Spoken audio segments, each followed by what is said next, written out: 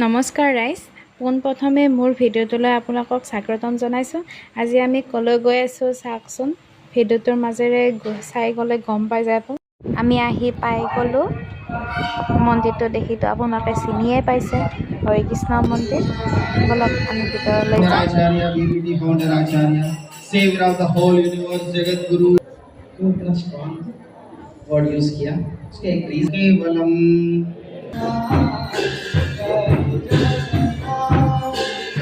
আজি আমি ৰথযাত্ৰাৰ চাবৰ কাৰণে আহিছোঁ হৰে কৃষ্ণ মন্দিৰত।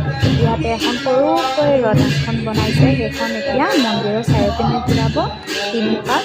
বলকচোন চাই যাওক, আপোনালোককো দেখাই যাম।